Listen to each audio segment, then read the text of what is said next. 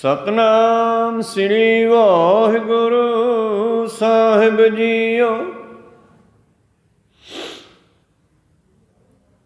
ਮਹੱਲਾ ਪਹਿਲਾ। ਬਸਤਰ ਪਖਾਲ ਪਖਾਲੇ ਕਾਇਆ, ਆਪੇ ਸੰਜਮ ਹੋਵੈ। ਅੰਤਰ ਮੈਲ ਲੱਗੀ ਨਹੀਂ ਜਾਣੈ, ਬਾਹਰੋਂ ਮਲ ਮਲ ਧੋਵੈ।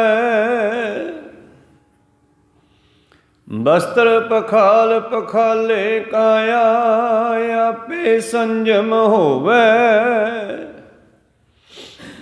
ਅੰਤਰ ਮੈਲ ਲੱਗੀ ਨਹੀਂ ਜਾਣੈ, ਬਾਹਰੋਂ ਮਲ ਮਲ ਧੋਵੈ। ਅੰਧਾ ਭੂਲ ਭਇਆ ਜਮ ਜਾਲੇ, ਬਸਤ ਪਰਾਈ ਆਪਣੀ ਕਰ ਜਾਣੈ। ਹਉਮੈ ਵਿੱਚ ਦੁਖ ਘਾਲੇ, ਨਾਨਕ ਗੁਰਮੁਖ ਹਉਮੈ ਟੁੱਟੈ। ਤਾ ਹਰਿ ਹਰਿ ਨਾਮ ਧਿਆਵੈ, ਨਾਮ ਜਪੇ ਨਾਮੋ ਯਾਰਾ ਦੇ। ਨਾਮੇ ਸੁਖ ਸਮਾਵੈ, ਨਾਮ ਜਪੇ ਨਾਮੋ ਯਾਰਾ ਦੇ। ਨਾਮੇ ਸੁਖ ਸਮਾਵੈ। ਵਾਹਿਗੁਰੂ।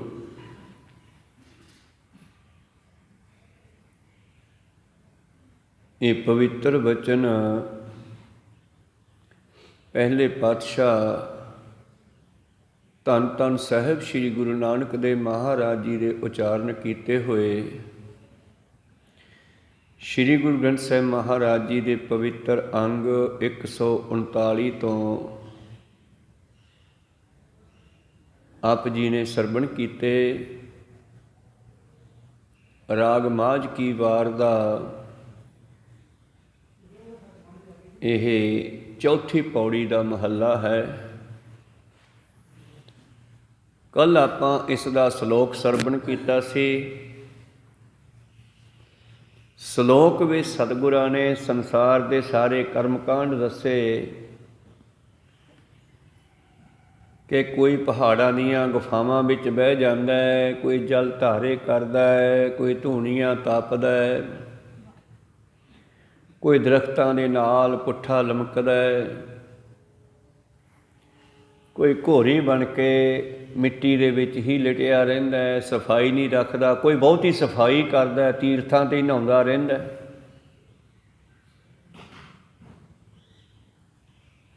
ਪਰ ਅਸੀਂ ਇਹਨਾਂ ਕਰਮਕਾਂਡਾਂ ਨੂੰ ਨਹੀਂ ਕਰਦੇ।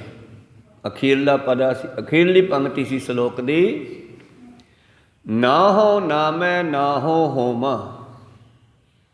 ਮੈਂ ਇਹਨਾਂ ਕਰਮਕਾਂਡਾਂ ਨੂੰ ਨਹੀਂ ਕਰਦਾ। ਨਾ ਮੈਂ ਜਲ ਧਾਰੇ ਕਰਨ ਵਾਲਾ ਹਾਂ, ਨਾ ਮੈਂ ਧੂਣੀਆਂ ਤਾਪਣ ਵਾਲਾ ਹਾਂ, ਨਾ ਮੈਂ ਘੋਰੀਆਂ ਦੀ ਤਰ੍ਹਾਂ ਗੰਦਾ ਰਹਿਣ ਵਾਲਾ ਹਾਂ, ਨਾ ਮੈਂ ਕੇਵਲ ਤੀਰਥਾਂ 'ਤੇ ਹੀ ਨਹਾਉਣ ਵਾਲਾ ਹਾਂ। ਨਾ ਹੋ ਨਾ ਮੈਂ ਨਾ ਹੋ ਹੋਵਾਂ। ਅਤੇ ਫਿਰ ਤੂੰ ਕਿਹੋ ਜਿਹਾ ਬਾਬਾ ਨਾਨਕ? ਕਹਿੰਦੇ ਨਾਨਕ ਸ਼ਬਦ ਵਿਚਾਰ। ਇਹ ਨਾਨਕ ਤਾਂ ਸ਼ਬਦ ਹੀ ਵਿਚਾਰ ਕਰਦਾ ਹੈ, ਗਿਆਨ ਦੇ ਨਾਲ ਜੁੜਿਆ ਹੋਇਆ ਹੈ, ਨਾਨਕ ਕਰਮਕਾਂਡਾਂ ਨਾਲ ਨਹੀਂ ਹੈ। ਅਸੀਂ ਤਾਂ ਕੇਵਲ ਸ਼ਬਦ ਦੀ ਵਿਚਾਰ ਕਰਦੇ ਹਾਂ ਗੁਰਮਤਿ ਅਨੁਸਾਰ। ਫਿਰ ਪਾਤਸ਼ਾਹ ਜੀ ਨੇ ਅਗਲਾ ਸ਼ਲੋਕ, ਅਗਲਾ ਮਹੱਲਾ ਆਰੰਭ ਕੀਤਾ, ਜੋ ਅੱਜ ਆਪ ਜੀ ਨੇ ਸਰਵਣ ਕੀਤਾ। ਧੰਨ ਧੰਨ ਸ੍ਰੀ ਗੁਰੂ ਨਾਨਕ ਦੇਵ ਮਹਾਰਾਜ ਜੀ ਬਖਸ਼ਿਸ਼ ਕਰਦੇ ਹਨ। ਅੱਜ ਦੇ ਸ਼ਬਦ ਰਾਹੀਂ ਆਰੰਭ ਕਰੀਏ। ਉਸ ਤੋਂ ਪਹਿਲਾਂ ਗੁਰੂ ਕਾ ਬਖਸ਼ਿਆ ਫਤਿਹ ਦਾ ਨਾਅਰਾ ਕਰੋ ਬੁਲੰਦ, ਗੱਜ ਕੇ ਆਖੋ ਜੀ ਵਾਹਿਗੁਰੂ ਜੀ ਕਾ ਖਾਲਸਾ, ਵਾਹਿਗੁਰੂ ਜੀ ਕੀ ਫਤਿਹ। ਸਤਨਾਮ ਸ੍ਰੀ ਵਾਹਿਗੁਰੂ ਸਾਹਿਬ ਜੀਓ।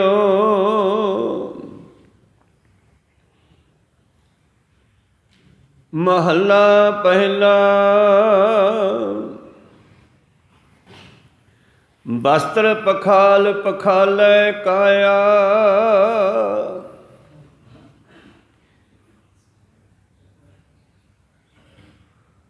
आपे संजम होवे, अंतर मैल लगी नहीं जाने, बाहरों मल मल धोवे। ਧੰਨ ਧੰਨ ਸ਼੍ਰੀ ਗੁਰੂ ਨਾਨਕ ਦੇਵ ਮਹਾਰਾਜ ਜੀ ਦੇ ਸਿੱਧਾਂ ਦੇ ਨਾਲ ਬਚਨ ਹੋਏ। ਸਿੱਧ ਗੋਸ਼ਟ ਦੇ ਵਿੱਚ ਇਹਨਾਂ ਬਚਨਾਂ ਨੂੰ ਸਤਿਗੁਰਾਂ ਨੇ ਬਾਣੀ ਦੇ ਤਰ੍ਹਾਂ ਉਚਾਰਨ ਕਰਕੇ ਲਿਖਣਾ ਕੀਤਾ ਹੈ। ਸਤਿਗੁਰੂ ਅਰਜਨ ਦੇਵ ਜੀ ਨੇ ਸਿੱਧ ਗੋਸ਼ਟ ਵਿੱਚ ਸਾਰੀ ਬਾਬੇ ਨਾਨਕ ਦੇ ਬਚਨ ਚੜ੍ਹਾਉਣੇ ਕੀਤੇ ਹਨ। ਤਾਂ ਅਚਲ ਬਟਾਲੇ ਦੇ ਮੇਲੇ 'ਤੇ ਸਿੱਧਾਂ ਦੇ ਨਾਲ ਗੋਸ਼ਟੀ ਹੋਈ ਅਤੇ ਉੱਥੇ ਫਿਰ ਸਤਿਗੁਰਾਂ ਨੇ ਦੁਨੀਆ ਭਰ ਦੇ ਕਰਮ ਕਾਂਡਾਂ ਨੂੰ ਕੰਡਮ ਕੀਤਾ, ਭੰਨਣਾ ਕੀਤਾ, ਕੈਂਸਲ ਕੀਤਾ ਔਰ ਆਪਣਾ ਗਿਆਨ, ਸ਼ੁੱਧ ਗਿਆਨ ਬਖਸ਼ਿਸ਼ ਕੀਤਾ। ਅੱਜ ਦੇ ਸ਼ਬਦ ਵਿੱਚ ਬਾਬਾ ਜੀ ਕਹਿ ਰਹੇ ਹਨ, ਬਸਤਰ ਪਖਾਲ ਪਖਾਲੈ ਕਾਇਆ। ਕਈ ਬੰਦੇ ਐਸੇ ਹਨ ਬਾਹਰੋਂ ਕੱਪੜੇ ਬੜੇ ਧੋਂਦੇ ਆ, ਫਿਰ ਸਰੀਰ ਨੂੰ ਧੋਂਦੇ ਆ। ਆਪੇ ਸੰਜਮ ਹੋਵੇ, ਆਪਣੇ ਆਪ ਨੂੰ ਬੜਾ ਪਵਿੱਤਰ ਰੱਖਦੇ ਆ, ਕਿਸੇ ਦੇ ਹੱਥ ਦਾ ਖਾਂਦੇ ਨਹੀਂ, ਬੜੀ ਸਫਾਈ ਰੱਖਦੇ ਆ। ਚਲੋ ਸਫਾਈ ਰੱਖਣਾ ਚੰਗੀ ਗੱਲ ਹੈ, ਸਫਾਈ ਹੋਣੀ ਚਾਹੀਦੀ ਆ, ਪਰ ਸਫਾਈ ਦੇ ਨਾਲ ਮੁਕਤੀ ਨਹੀਂ ਮਿਲਦੀ, ਇਹ ਵੀ ਯਾਦ ਰੱਖਿਓ। ਕੋਈ ਸਤਨਾਮ, ਕੱਲੀ ਸਫਾਈ ਮੁਕਤੀ ਦਾ ਸਾਧਨ ਨਹੀਂ।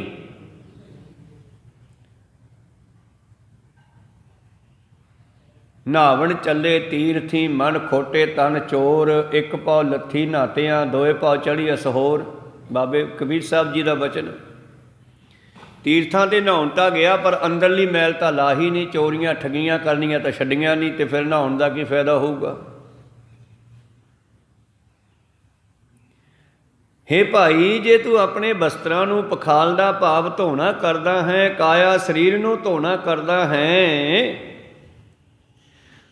ਸਫਾਈ ਦੇ ਪੱਖ ਤੋਂ ਠੀਕ ਹੈ, ਸਫਾਈ ਰੱਖਣੀ ਚਾਹੀਦੀ ਹੈ, ਪਰ ਇਹਨਾਂ ਨੂੰ ਮੁਕਤੀ ਦਾ ਸਾਧਨ ਮੰਨਣਾ ਗਲਤੀ ਹੈ, ਭੁੱਲ ਹੈ।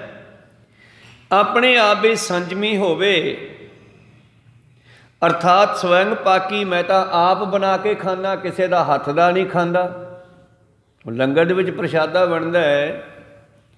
ਧੰਨ ਗੁਰੂ ਨਾਨਕ ਦੇਵ ਮਹਾਰਾਜ ਜੀ ਕਰਤਾਰਪੁਰ ਸਾਹਿਬ ਬਿਰਾਜਮਾਨ ਹੈ। ਇੱਕ ਬ੍ਰਾਹਮਣ ਆ ਗਿਆ, ਕਹਿੰਦਾ ਜੀ ਭੁੱਖ ਲੱਗੀ ਹੈ, ਮੈਂ ਪ੍ਰਸ਼ਾਦਾ ਛਕਣਾ। ਬਾਬਾ ਜੀ ਕਹਿੰਦੇ ਲੰਗਰ ਚੱਲੀ ਜਾਂਦਾ, ਛਕ ਲਾ ਭਾਈ। ਨਹੀਂ ਨਹੀਂ ਮਹਾਰਾਜ, ਮੈਂ ਲੰਗਰ 'ਚੋਂ ਨਹੀਂ ਛਕਦਾ। ਕਿਉਂ? ਮਹਾਰਾਜ ਅਸੀਂ ਸੁੱਚਤਾ ਨਾਲ ਛਕਦੇ ਹੁੰਦੇ ਹਾਂ, ਮੈਨੂੰ ਸੁੱਕਾ ਰਾਸ਼ਨ ਦੇ ਦਿਓ। ਬਾਬਾ ਜੀ ਕਹਿੰਦੇ ਕਿੱਥੇ ਔਖਾ ਹੁੰਦਾ ਫਿਰੇਗਾ, ਬਣਿਆ ਬਣਾਇਆ ਛਕ ਕੇ ਕੰਮ ਨਵੇੜ। ਕਹਿੰਦਾ ਨਹੀਂ ਜੀ, ਮੈਨੂੰ ਸੁੱਕਾ ਰਾਸ਼ਨ ਦੇ ਦਿਓ, ਆਟਾ ਅਤੇ ਦਾਲ ਆਦਿ। ਅਤੇ ਪਾਤਸ਼ਾਹ ਜੀ ਨੇ ਲੰਗਰ 'ਚੋਂ ਦਬਾ ਦਿੱਤੀ। ਹੁਣ ਬਰਤਨ ਆਪਦੇ ਨਾਲ ਹੀ ਰੱਖਦਾ ਸੀ ਬਣਾਉਣ ਵਾਲੇ। ਇਹ ਰਾਸ਼ਨ ਲੈ ਕੇ ਨਿਕਲਿਆ ਕਰਤਾਰਪੁਰ ਧਰਮਸ਼ਾਲਾ 'ਚੋਂ ਬਾਹਰ, ਖੇਤਾਂ ਵੱਲ ਗਿਆ। ਸਾਫ ਜੀ ਜਗ੍ਹਾ ਦੇਖੀ, ਇੱਕ ਥਾਂ 'ਤੇ ਬਾਟੀ ਦੇ ਨਾਲ ਵੱਟ ਦੇ ਚੁੱਲ੍ਹਾ ਪੱਟਿਆ, ਜਿਵੇਂ ਆਪਾਂ ਖੇਤਾਂ ਚੁੱਲ੍ਹਾ ਬਣਾਇਆ ਕਰਦੇ ਹਾਂ। ਇੱਟਾਂ ਮਿਲ ਜਾਂ ਤਾਂ ਇੱਟਾਂ ਢਾਲ ਲਈਆਂ, ਨਹੀਂ ਤਾਂ ਫਿਰ ਟੋਹਾ ਪੱਟ ਕੇ ਚੁਰਜੀ ਬਣਾ ਲਈ, ਨਿੱਕੀ ਜੀ ਚੁੱਲ੍ਹਾ ਬਣਾ ਲਿਆ। ਪਰ ਜਦੋਂ ਹੀ ਉਹਨੇ ਥਾਂ ਪੱਟਿਆ, ਥੱਲਿਓਂ ਹੱਡੀਆਂ ਨਿਕਲ ਆਈਆਂ। ਛੀ ਕਰਕੇ ਉੱਠ ਖੜਿਆ, ਕਿਤੇ ਹੋਰ ਗਿਆ, ਉੱਥੇ ਜਾ ਕੇ ਥਾਂ ਪੱਟਿਆ, ਉੱਥੋਂ ਹੱਡੀਆਂ ਨਿਕਲ ਆਈਆਂ। ਤੀਜੀ ਥਾਂ ਪੱਟਿਆ, ਉੱਥੋਂ ਵੀ ਹੱਡੀਆਂ ਨਿਕਲ ਆਈਆਂ। ਜਿੱਥੋਂ ਥਾਂ ਪੱਟਦਾ ਚੁੱਲ੍ਹਾ ਬਣਾਉਣ ਵਾਸਤੇ, ਇਹਨੂੰ ਕਿਤੇ ਸਾਫ਼ ਜਗ੍ਹਾ ਨਹੀਂ ਮਿਲੀ, ਕਿਉਂਕਿ ਜਿਹੋ ਜਿਹੀ ਆਪਦੀ ਨਿਗਾਹ ਉਹੀ ਜਗ੍ਹਾ ਦੁਨੀਆ ਦਿਸਦੀ ਆ। ਜੈਸਾ ਵੇਖੈ ਤੈਸਾ ਵੇਖ। ਉਹਨੇ ਸਾਫ਼ ਜਗ੍ਹਾ ਭਾਲਦਾ ਫਿਰਦਾ, ਸਵੈੰਗ ਪਾਕੀ ਹੈ। ਗੁਰੂ ਕਾ ਲੰਗਰ ਛੱਡ ਕੇ ਚਲਿਆ ਗਿਆ, ਕਹਿੰਦਾ ਮੈਂ ਤਾਂ ਉੱਥੋਂ ਬਣਾ ਕੇ ਆਪੇ ਬਣਾ ਕੇ ਖਾਊਂਗਾ। ਪਰ ਆਥਣ ਤੱਕ ਇਹ ਚੁੱਲ੍ਹੇ ਪੜਦਾ ਰਿਹਾ, ਇਹਨੂੰ ਕਿਤੇ ਚੰਗੀ ਜਗ੍ਹਾ ਨਹੀਂ ਮਿਲੀ। ਜਿੱਥੋਂ ਪੜਦਾ ਹੈ ਉੱਥੋਂ ਕੋਈ ਨਾ ਕੋਈ ਐਸੀ ਵਸਤੂ ਨਿਕਲਦੀ ਹੈ, ਛੱਡ ਕੇ ਭੱਜ ਜਾਂਦਾ। ਸ਼ਾਮਾਂ ਜੀਆਂ ਨੂੰ ਭੁੱਖਾ ਮਰਦਾ, ਫਿਰ ਬਾਬੇ ਨਾਨਕ ਕੋਲ ਆ ਗਿਆ। ਕਹਿੰਦੇ ਭਾਈ ਛਕ ਲਿਆ। ਕਹਿੰਦਾ ਜੀ ਕਾਹਦਾ ਛਕ ਲਿਆ?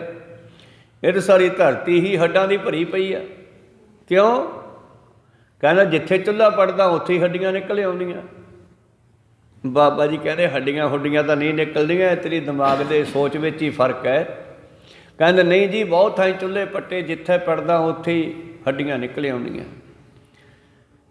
ਹੁਣ ਤੇਰਾ ਕੀ ਇਰਾਦਾ? ਕਹਿੰਦੇ ਜੀ ਇੱਥੋਂ ਹੀ ਛਕਾ ਦਿਓ। ਫਿਰ ਕਹਿੰਦੇ ਛਕ ਲਾ, ਮੈਂ ਤੈਨੂੰ ਪਹਿਲਾਂ ਕਿਹਾ ਸੀਗਾ। ਜੇ ਹਜੇ ਵੀ ਕੋਈ ਕਸਰ ਹੈ ਤੇ ਜਾ ਫਿਰ, ਹੁਣ ਜਿੱਥੇ ਪੱਟੇਗਾ ਉੱਥੇ ਨਹੀਂ ਨਿਕਲਣਗੀਆਂ। ਜਦੋਂ ਇਹਨੇ ਫਿਰ ਚੁੱਲ੍ਹਾ ਪੱਟਿਆ ਤੇ ਫਿਰ ਨਹੀਂ ਨਿਕਲੀਆਂ। ਪਰ ਬਾਬੇ ਨਾਨਕ ਦੇ ਪੈਰ ਹੀ ਪੈ ਗਏ। ਐਸੇ ਵੀ ਦੁਨੀਆ ਵਿੱਚ ਲੋਕ ਹੈ, ਸਵੈੰਗ ਪਾਕੀ ਆਪੇ ਬਣਾ ਕੇ ਖਾਣ ਵਾਲੇ, ਵਿਵੇਕੀ। ਹੁਣ ਵਿਵੇਕ ਦਾ ਅਰਥ ਸੀਗਾ ਗਿਆਨ ਦੇ ਨਾਲ ਚੱਲਣਾ। ਹੁਣ ਵਿਵੇਕ ਦਾ ਅਰਥ ਸਮਝ ਲਿਆ ਵੀ ਅਸੀਂ ਤਾਂ ਆਪੇ ਬਣਾ ਕੇ ਖਾਵਾਂਗੇ। ਇਹਨਾਂ ਨੇ ਵਿਵੇਕੀ ਰੱਖ ਲਿਆ, ਉਹਨਾਂ ਨੇ ਸਵੈੰਗ ਪਾਕੀ ਰੱਖ ਲਿਆ। ਕਹੋ ਸਤਨਾਮ। ਪਾਕ ਹੁੰਦੀ ਹੈ ਰਸੋਈ, ਆਪੇ ਬਣਾ ਕੇ ਖਾਣਾ। ਧੰਨ ਗੁਰੂ ਨਾਨਕ ਦੇਵ ਜੀ ਕਹਿੰਦੇ ਐਸੇ ਵੀ ਦੁਨੀਆ ਵਿੱਚ ਲੋਕ ਹਨ ਜੋ ਕੱਪੜਿਆਂ ਦੀ ਬੜੀ ਸਫਾਈ ਰੱਖਦੇ ਹੈ, ਵਸਤਰਾਂ ਦੀ ਬੜੀ ਸਫਾਈ ਰੱਖਦੇ ਆ, ਸਰੀਰ ਨੂੰ ਬੜਾ ਧੋਂਦੇ ਆ, ਸਾਫ਼ ਕਰਦੇ ਆ, ਔਰ ਕਿਸੇ ਦੇ ਹੱਥ ਦਾ ਖਾਣਾ ਵੀ ਨਹੀਂ ਖਾਂਦੇ। ਪਰ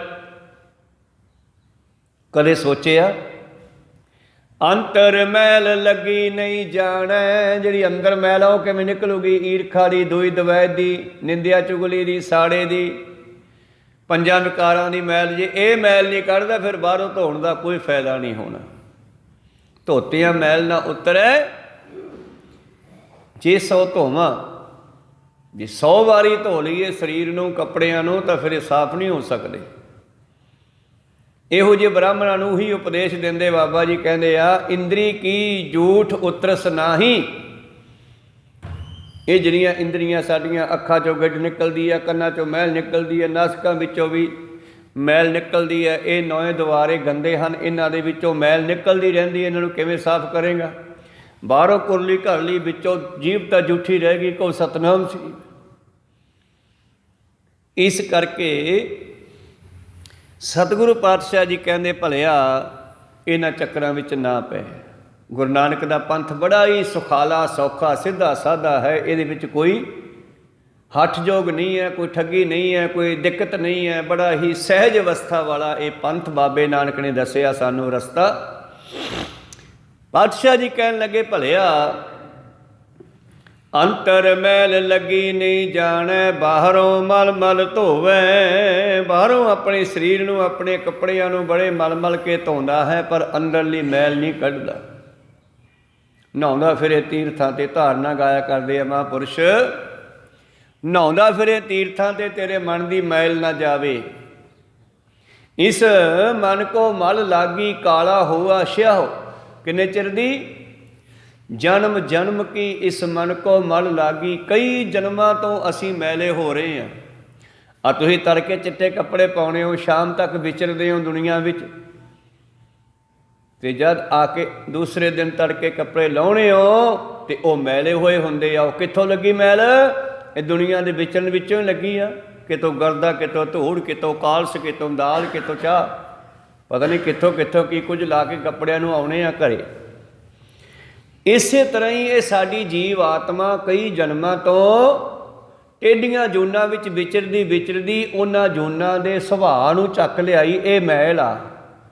ਕਿਤੇ ਕੁੱਤੇ ਵਾਲਾ ਲਾਲਚ ਚੱਕ ਲਿਆਇਆ, ਕਿਤੇ ਸ਼ੇਰ ਵਾਲਾ ਕ੍ਰੋਧ ਚੱਕ ਲਿਆਇਆ, ਕਿਤੇ ਸੂਰ ਵਾਲਾ ਮੋਹ ਚੱਕ ਲਿਆਇਆ, ਕਿਤੇ ਹਾਥੀ ਵਾਲੀ ਕਾਮ ਵਾਸ਼ਨਾ ਚੱਕ ਲਿਆਇਆ। ਇਹ ਜਿਹੜੇ ਵਿਕਾਰ ਸਾਡੇ ਅੰਦਰ ਆਏ ਅਨੇਕਾਂ ਤਰ੍ਹਾਂ ਦੇ, ਇਹ ਉਹਨਾਂ ਪਸ਼ੂਆਂ ਦੇ ਸੁਭਾਅ ਸੀ ਜਿਹੜੇ ਬੰਦੇ ਨੇ ਚੱਕ ਲਏ। ਕਰਤੂਤ ਪਸ਼ੂ ਕੀ? ਪਸ਼ੂਆਂ ਦੀਆਂ ਕਰਤੂਤਾਂ ਬੰਦਾ ਕਰਦਾ ਫਿਰਦਾ। ਕਰਤੂਤ ਪਸ਼ੂ ਕੀ ਮਾਨਸ ਜਾਤ, ਲੋਕ ਪਚਾਰਾ ਕਰੇ ਦਿਨ ਰਾਤ। ਇਸ ਤਰ੍ਹਾਂ ਸੰਸਾਰ ਦੇ ਵਿੱਚ ਹੈ ਤਾਂ ਬੰਦਾ, ਪਰ ਕਬ ਪਸ਼ੂਆਂ ਵਾਲੇ। ਉਹ ਮੈਲ ਲੱਗੀ ਆ ਸਾਡੇ ਮਨ ਨੂੰ, ਇਹ ਸਾਬਣ ਨਾਲ ਨਹੀਂ ਲੈਣੀ। ਧੰਨ ਗੁਰੂ ਨਾਨਕ ਦੇਵ ਜੀ ਪਿਛਲੇ ਸ਼ਲੋਕ ਵਿੱਚ ਕਹਿ ਰਹੇ ਸੀ, ਮੈਂ ਇਹਨਾਂ ਕਰਮ ਕਾਂਡਾਂ ਨੂੰ ਨਹੀਂ ਮੰਨਦਾ। ਨਾ ਹੋ ਨਾ ਮੈਂ, ਨਾ ਹੋ ਹੋਵਾਂ। ਨਾਨਕ ਸ਼ਬਦ ਵਿਚਾਰ, ਮੈਂ ਤਾਂ ਸ਼ਬਦ ਦੀ ਵਿਚਾਰ ਨਾਲ ਜੁੜਦਾ ਹਾਂ। ਨਾ ਸੁੱਖ ਵਿੱਚ ਗ੍ਰਸਤ ਦੇ। ਜੋਗੀ ਕਹਿੰਦੇ ਗ੍ਰਸਤੀ ਬੜੇ ਦੁਖੀ ਆ, ਗ੍ਰਸਤੀ ਰਹਿਣਾ ਬਹੁਤ ਔਖਾ, ਵੀ ਜਵਾਕ ਪਾਲਣੇ ਬਹੁਤ ਔਖੇ, ਆਪਾਂ ਤਾਂ ਵਿਆਹ ਹੀ ਨਹੀਂ ਕਰਾਉਂਦੇ। ਔਰ ਉਹਨਾਂ ਨੇ ਪ੍ਰਚਾਰ ਕੀਤਾ ਤੇ ਅਨੇਕਾਂ ਹੀ ਲੋਕਾਂ ਦੇ ਗ੍ਰਸਤੀ ਜੀਵਨ ਖਤਮ ਕਰਕੇ ਜੰਗਲਾਂ ਨੂੰ ਤੋੜ ਤੇ ਮੰਗਣ ਚਲਾਤੇ। ਤੇ ਜਦੋਂ ਉਹ ਜੋਗੀ ਬਣ ਗਏ ਤੇ ਫਿਰ ਉੱਥੇ ਜਾ ਕੇ ਵੀ ਦੁਖੀ ਹੋਏ ਵੀ ਯਾਰ ਤਾਂ ਘਰੇ ਹੀ ਚੰਗੇ ਸੀਗੇ, ਆ ਮੰਗਣਾ ਪੈ ਗਿਆ। ਘਰੇ ਧੋਤੇ ਧਵਾਏ ਕੱਪੜੇ ਮਿਲਦੇ ਸੀ, ਰੋਟੀ ਖਾਣ ਨੂੰ ਮਿਲਦੀ ਪੱਕੀ ਪਕਾਈ, ਆ ਤਾਂ ਕੰਮ ਖਰਾਬ ਹੋ ਗਿਆ। ਹੁਣ ਉਹਨਾਂ ਨੂੰ ਆਪਣਾ ਗ੍ਰਸਤੀ ਜੀਵਨ ਵਧੀਆ ਲੱਗਣ ਲੱਗਿਆ, ਪਰ ਮੁੜਨ ਜੋਗੇ ਨਹੀਂ ਰਹੇ। ਸਿਰ ਮੁੰਨ ਤੇ, ਕੇਸ ਮੁੰਨ ਤੇ, ਕੰਨ 'ਚ ਪਾੜ ਕੇ ਮੁੰਦਰਾਂ ਪਾਤੀਆਂ। ਭਰਤਰੀ ਵਰਗੇ ਰਾਜੇ ਹੁੰਦੇ ਸੀ ਜਿਹੜੇ ਜੋਗੀ ਬਣਾ ਕੇ ਤੇ ਜੰਗਲਾਂ ਨੂੰ ਤੋਰਤੇ, ਗੋਰਖਨਾਥ ਵਰਗਿਆਂ ਨੇ। ਤਾਂ ਸਿਆਣੇ ਮਹਾਂਪੁਰਖਾਂ ਨੇ ਕਿਹਾ, ਨਾ ਸੁੱਖ ਵਿੱਚ ਗ੍ਰਸਤ ਦੇ, ਨਾ ਸੁੱਖ ਛੱਡ ਗਿਆ, ਸੁੱਖ ਹੈ ਵਿੱਚ ਵਿਚਾਰ ਦੇ, ਸਤਿਗੁਰ ਸ਼ਰਨ ਪਿਆ। ਗੁਰੂ ਨੂੰ ਪੁੱਛ ਕੇ ਗਿਆਨ ਦੇ ਨਾਲ ਜੀਵਨ ਬਤੀਤ ਕਰੋ ਕਿ ਦੋਨੇ ਪਾਸੇ ਸੁੱਖ ਮਿਲ ਸਕਦਾ, ਨਹੀਂ ਤਾਂ ਦੋਨੇ ਪਾਸੇ ਸੁੱਖ ਨਹੀਂ। ਅਗਿਆਨਤਾ ਵਿੱਚ ਜੋਗੀ ਵੀ ਦੁਖੀ, ਗ੍ਰਸਤੀ ਵੀ ਦੁਖੀ। ਖੈਰ ਪ੍ਰੀਤਮ ਜੀ ਕਹਿੰਦੇ, ਅੰਤਰ ਮੈਲ ਲੱਗੀ ਨਹੀਂ ਜਾਣੈ, ਬਾਹਰੋਂ ਮਲ ਮਲ ਧੋਵੈ। ਅੰਦਰਲੀ ਮੈਲ ਦਾ ਪਤਾ ਨਹੀਂ ਲੱਗਦਾ ਇਸ ਨੂੰ, ਬਾਹਰੋਂ ਹੀ ਧੋਈ ਜਾਂਦਾ ਹੈ। ਤੁਸੀਂ ਸਾਰੇ ਸਿਆਣੇ ਬੈਠੇ ਹੋ ਮੇਰੇ ਕੋਲੇ, ਕਿ ਵਸਤੂ ਵਿੱਚ ਦੁੱਧ ਪਾਉਣਾ ਹੋਵੇ ਭਾਂਡੇ ਵਿੱਚ ਤਾਂ ਬਾਹਰੋਂ ਮਾਂਜੀਦਾ ਕਿ ਵਿੱਚੋਂ ਮਾਂਜੀਦਾ? ਕੋਈ ਸਤਨਾਮ ਸੀ। ਕਮਲੇ ਤੋਂ ਕਮਲਾ ਵੀ ਉਹਨੂੰ ਵਿੱਚੋਂ ਸਾਫ਼ ਕਰਦਾ, ਸਿਆਣੇ ਨੂੰ ਤਾਂ ਕਰਨਾ ਚਾਹੀਦਾ।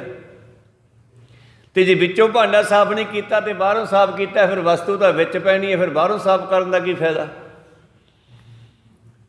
ਇਸ ਕਰਕੇ ਇਹ ਸਰੀਰ ਰੂਪੀ ਭਾਂਡੇ ਨੂੰ ਵੀ ਵਿੱਚੋਂ ਸਾਫ਼ ਕਰਨਾ ਪੈਣਾ, ਫਿਰ ਨਾਮ ਰੂਪੀ ਦੁੱਧ ਇਹਦੇ ਵਿੱਚ ਪੈਣਾ।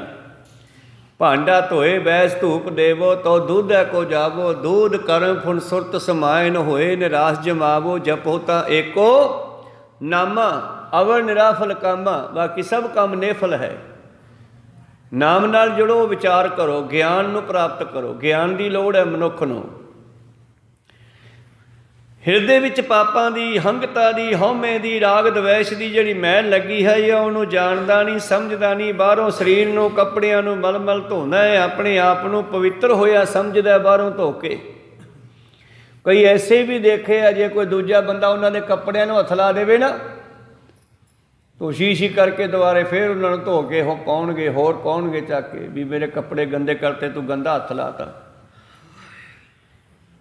ਐਸੇ ਬਹੁਤ ਲੋਕ ਹੈ। ਕਬੀਰ ਸਾਹਿਬ ਜੀ ਦੇ ਨਾਲ ਐਸੀਆਂ ਕਈ ਵਾਰੀ ਉਹਨਾਂ ਕਰਮਕਾਂਡੀ ਬ੍ਰਾਹਮਣਾਂ ਦੀਆਂ ਗੱਲਾਂ ਬਾਤਾਂ ਹੋਈਆਂ। ਇੱਕ ਮੁਕੰਦ ਨਾਮ ਦਾ ਬ੍ਰਾਹਮਣ ਹੈ, ਜਿੱਥੇ ਕਬੀਰ ਸਾਹਿਬ ਰਹਿੰਦੇ ਆ ਉੱਥੇ ਹੀ ਰਹਿੰਦਾ।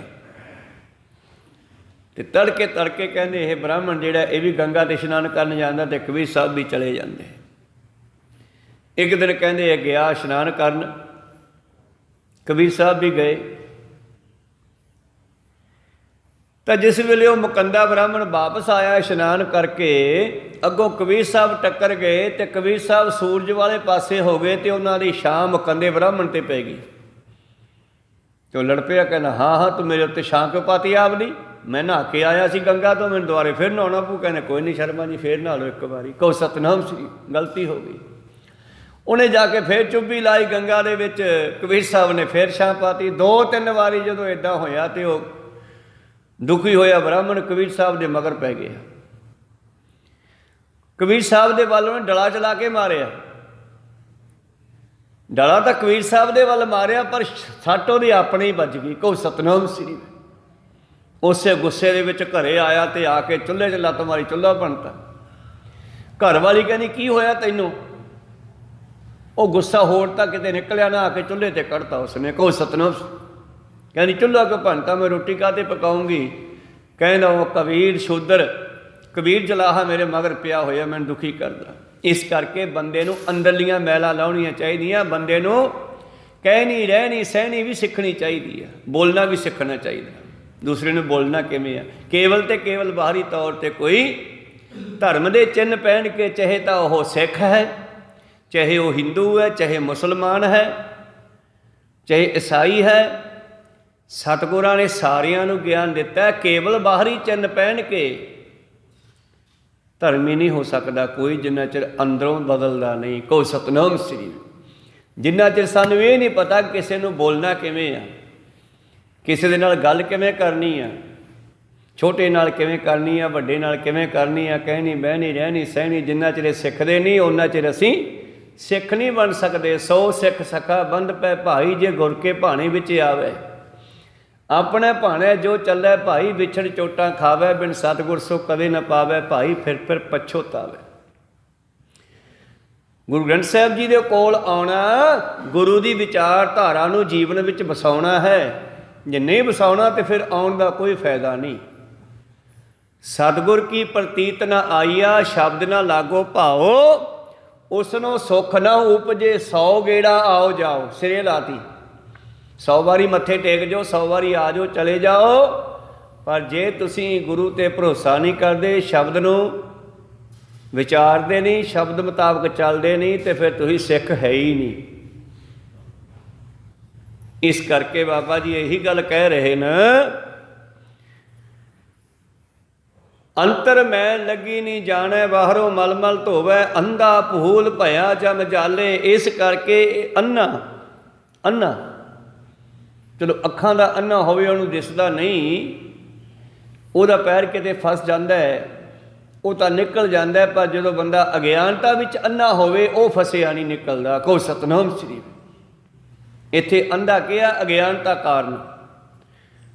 ਗੁਰਮਤਿ ਦੇ ਗਿਆਨ ਨੂੰ, ਪਰਮੇਸ਼ਰ ਦੇ ਗਿਆਨ ਨੂੰ, ਯਥਾਰਥ ਗਿਆਨ ਨੂੰ, ਅਸਲੀ ਗਿਆਨ ਨੂੰ ਨਾ ਸਮਝਣ ਵਾਲਾ।